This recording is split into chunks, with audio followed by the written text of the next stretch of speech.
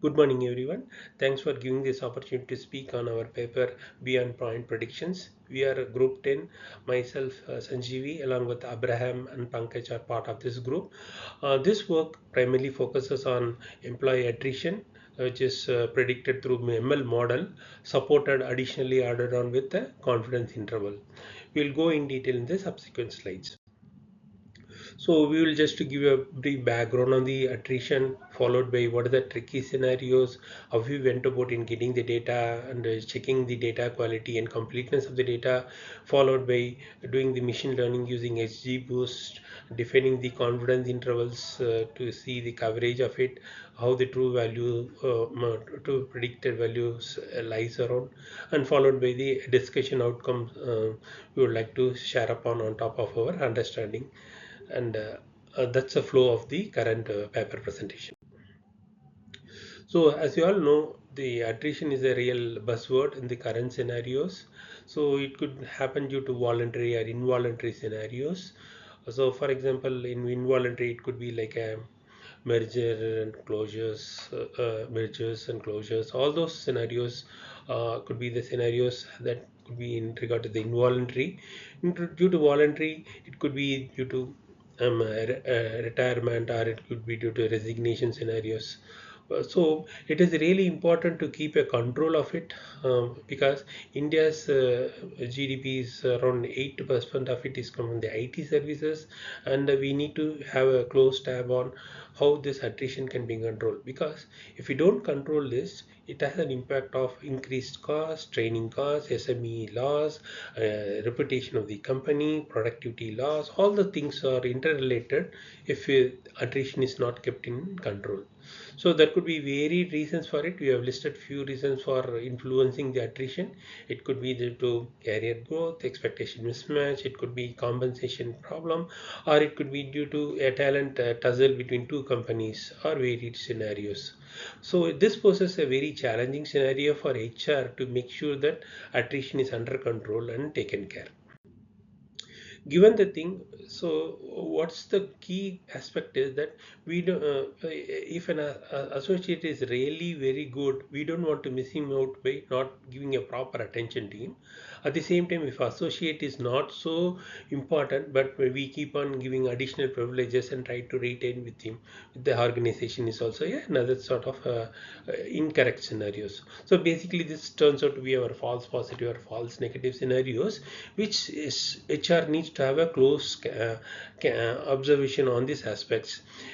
Currently, the pointed estimation will tell you how much the percentages the associate or the employee about to leave the company, but there is a set of a randomness or the uncertainty revealing around it is not clearly coming out of it, and we may have to go into the depth of data to see how the confidence interval coverages across this true predicted estimations, how it lies around, to see a better overview of how the data prediction is all about, and it gives a bit of a reliable confidence interval that whereby one HR can take a call on to see whether the associate is really going to move out or not scenario.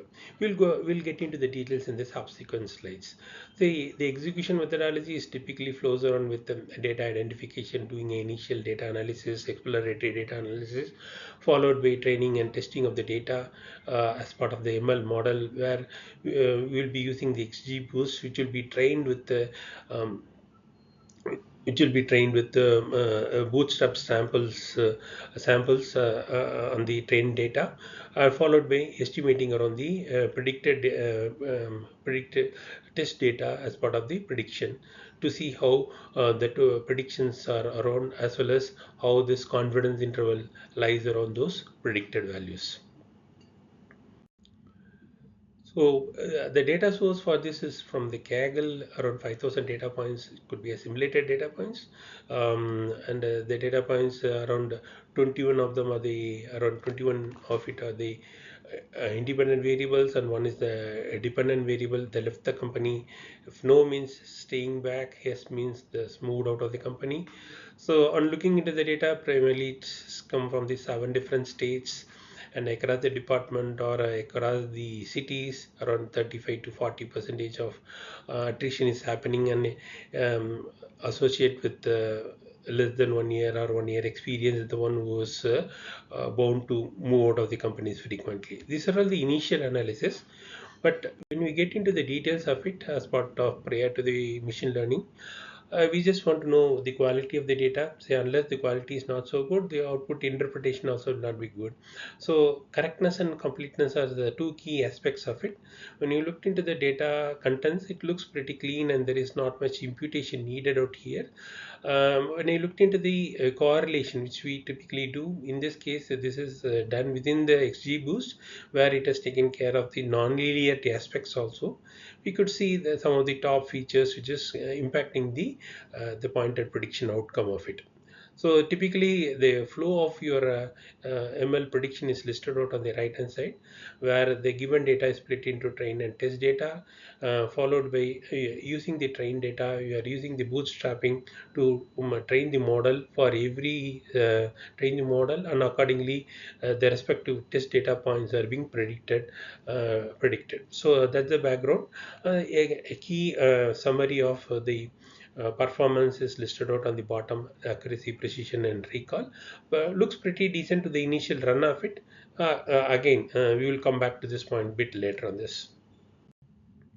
So upon getting the pointed predictions, we have imposed the confidence interval coverages like a 95% of it, and where our true predictions lies within this confidence interval is what we try to seek out for. As you can see in the right quadrant of it, third quadrant, where you can see that the true label, the top one is 1 and the bottom one is a 0, where it stays back with the company or left the company, and how your true label shows up is being shown out here. This is a little bit shown in a bit more explained way in the bottom one, where you can see that this is the orange one is the upper CA interval and the green is the lower one, and how this how this point prediction stays between the true labels is listed out in this particular thing.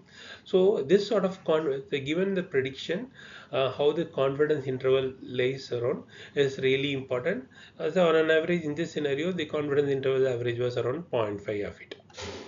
Okay, so moving on to the final summary of it, where for example, upon setting the pointed prediction on top of it with the confidence interval, upon execution for a test scenario, say for a scenario like where the point prediction was 0.08, the confidence interval, though it 0.01 to 0.36, is a narrow interval as compared to the bigger one with the pointed prediction of 0.56.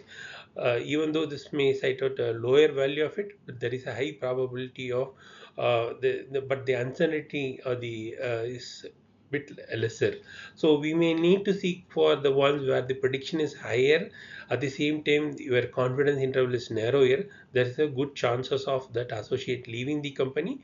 Give the prioritization and follow-ups to ensure that those people are spoken with, and see what are the challenges they face, and try to see what compensation or what challenges we need to address as part of the issues faced by them, so that they can be retained, so that attrition kept under control. This is the main scope of the work. So as part of next steps, so again, as mentioned earlier, we had done the initial run of it. Again, there could be tuning of the algorithm, where you can tune and improvise the accuracy of it. So still it can be one other opportunity to look out for. Again, in real world scenario, when you are applying all the things, again, if we are not near to it, we may be missing some of the features. We may have to go back and we may have to include them. And in that case, that also needs to be taken care of from a completeness point of view. And also one can still explore more around by running this model at the city level, like a Bombay, Delhi, rather than doing a global model, because the pattern with which it maps may be internally giving a higher priority to one of the feature variables in a localized way than the running in a global model. We can look on for those variations also. If the reality match is not in place, means we can go in depth for more detailed analysis. So again, on top, we need to make sure that human in loop have a check on it and see whether things are in shape, because here we are trying to fit in a model and trying to see how best it is predicting, but better to have a human in loop to supervise and see on top of it, and see things are under control. Again, the environment or the data keeps on changing, the influencing factor keeps on changing, so one may have to closely monitor the accuracy of the model, reliability, and see if it is going out of reach, means we may have to go around and retrain the model and supplement with more data inputs, and accordingly get the models predicting reasonably with the confidence interval, so that we have a quality inputs for HR to follow with the associates to take care of attrition challenges. So in summary, this work was really helpful in touch base upon our key 7 pillars of statistical wisdom, wherein aggregation, where we had an opportunity to do an exploratory data analysis. In case of information, where we did the sampling data preparation using the bootstrap concept. Likelihood, wherein we had an opportunity to see how this uncertainty can be addressed with the confidence interval range, and followed by intercomparison, where we had or we tried to map it to ML performance metrics like accuracy, precision, recall, wherein that helps to judge ourselves internally. And from a regression point of view, we had that how the features, how it regresses, and how what is the importance of feature importance, it was getting aligned with that. In case of design, where we ML model was fitted and based on the trained data using the bootstrapping concept, that was really helpful, and making variable data being set up, whereby the model was able to get a varied perspective to adjust its parameters to have a nice correlation put in place to predict for the test scenarios.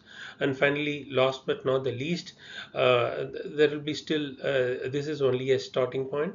If the model outcome or the output is not in alignment, we may have to continue looking for model accuracy improvement, as well as any additional data gaps we need to continually look upon to improvise on this. So thanks for giving this opportunity to present this paper. Thank you very much.